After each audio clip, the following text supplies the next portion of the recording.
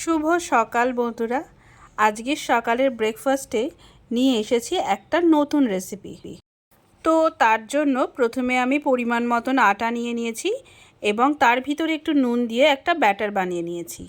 এর সাথে কুচি কুচি করে কেটে রাখা পেঁয়াজ আর কিছু লঙ্কাও আমি মিক্সড করে দিচ্ছি। তারপর সেটাকেও ব্যাটারের মধ্যে গুলিয়ে দিয়ে আমি সেই ব্যাটারের ভিতরে একটুখানি তেলও দিয়ে দিয়েছি। এরপর একটা ফ্রাইং প্যানের মধ্যে তেল নিয়ে সেই ব্যাটারটা ফ্রাইং প্যানের মধ্যে দিয়ে দিলাম অল্প অল্প হাতায় করে। এটাকে একটা পরিমাণ মাপের সাইজে আমি রাউন্ড করে দিলাম। খুব ছোটও করিনি, আবার খুব বড় গোল করিনি। তারপর এক পিঠ ভালোভাবে ভাজা হয়ে গেলে উল্টিয়ে নিয়ে আরেক পিঠও লাল লাল করে কড়া কড়া করে ভেজে নিলাম।